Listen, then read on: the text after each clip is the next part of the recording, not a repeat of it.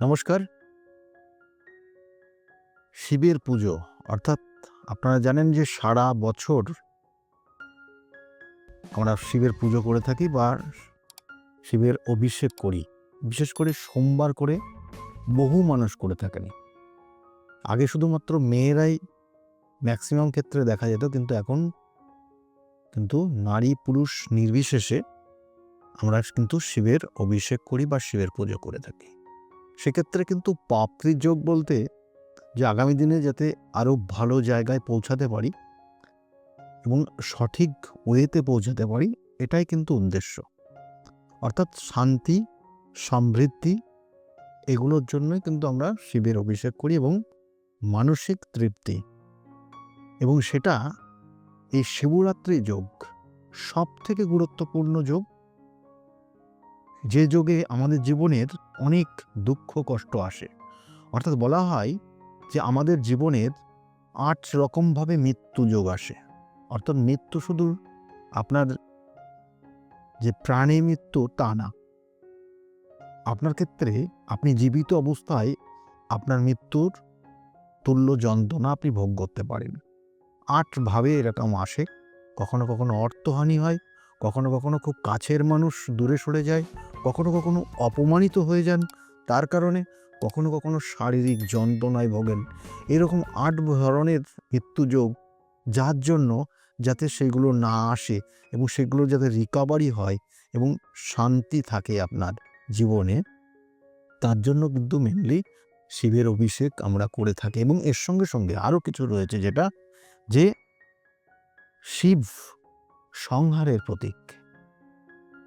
শিবের মধ্যে অর্থাৎ আপনাকে সম্পূর্ণভাবে এমন একটা জায়গায়, আপনার মধ্যে এতটা পিউরিটি জায়গায় নিয়ে যেতে পারে শিব, সেটা আপনি যখন শিবের অভিষেক করবেন এবং কন্টিনিউ আপনি এটা করতে থাকবেন, তখনই আপনি বুঝতে পারবেন আপনার মধ্যে কতটা পজিটিভ এনার্জি তৈরি হচ্ছে। কিন্তু শিব কিন্তু প্রথম অবস্থায় সংহার, অর্থাৎ প্রথম অবস্থায় আপনার থেকে সবটা নিয়ে নেবে এবং তারপরে ধীরে ধীরে আপনাকে যা দেবে আপনি কল্পনার বাইরে, এবং আপনার জীবনের একটা শান্তির জায়গা নিয়ে আসবে।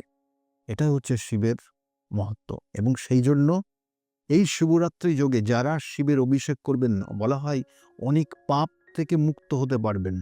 জীবনে জ্ঞানত অজ্ঞানত অনেক কর্ম আপনি হয়তো করে বসেছেন, যেটার তার সঠিক তার ফলও পাবেন। সেই জন্য সেখান থেকে কিছুটা আপনি রেহাই পেতে পারেন এই শিবের অভিষেক করলে এই নির্দিষ্ট তিথিতে। কখন করবেন? কারণ এই শিব অর্থাৎ এই শিবের যে এই পুজোটা 4টে প্রহর ধরে হয়। শিবরাত্রি যোগে বলা হয় যে এই সময় অর্থাৎ এই রাত্রি যোগে একদম ঘুমাতে নেই, সর্বদা জেগে থাকতে হয়।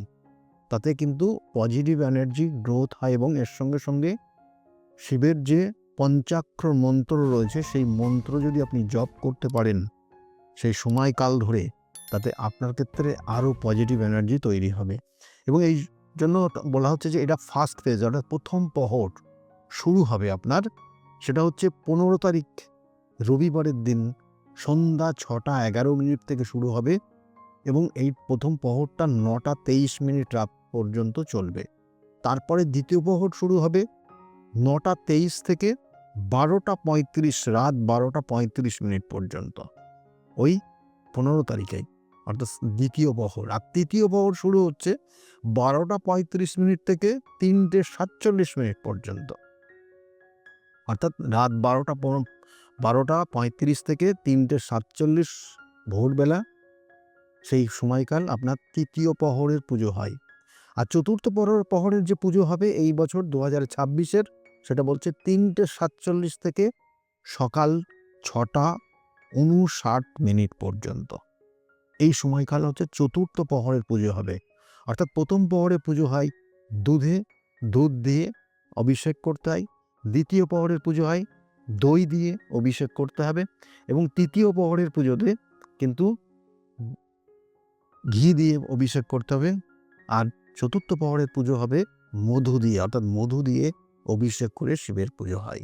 এবং সর্বশেষে বলা হচ্ছে যে এই চতুর্দশী তিথিটা থাকবে কিন্তু, অর্থাৎ 15 তারিখে সন্ধ্যা 5টা 4 মিনিটে লাগছে এবং পরের দিন 16 তারিখ পর্যন্ত, 16 তারিখে সন্ধ্যা 5:34 কিন্তু এই চতুর্দশী সমাপ্তি হবে এবং এই সময়কালেও কিন্তু আপনারা শিবের অভিষেক করতে পারেন। যারা শৈব মতে পুজো করবেন তারা 15 তারিখের রাত্রেই পুজো হবে। যারা কিন্তু গোস্বামী মতে পুজো করবেন তারা কিন্তু অবশ্যই আপনাদের পরের দিন কিন্তু সেই তিথিটা পাবেন এবং যেটা 16 তারিখ ঠিক সন্ধ্যা 5:34 পর্যন্ত এই ক্রিয়াটা আপনি করতে পারেন। এবং এর সঙ্গে সঙ্গে বলা হচ্ছে যে শিবরাত্রির যে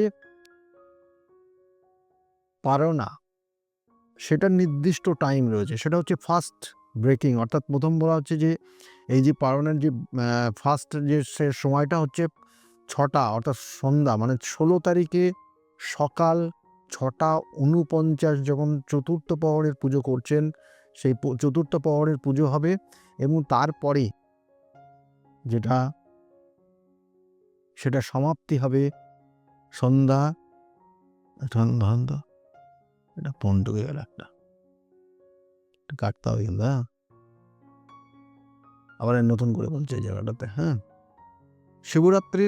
শিবরাত্রির যে বলা হচ্ছে শিবরাত্রির পারনা, এই পারনার যে সময়কালটা সেটা হচ্ছে 16 তারিখে, অর্থাৎ শিবরাত্রির যে পারনা বলা হয় সেটা 16 তারিখে সকাল 6:49 থেকে শুরু হবে এবং ওটা 3:24 পর্যন্ত, দুপুর 3:24 পর্যন্ত এই সময়টা থাকবে।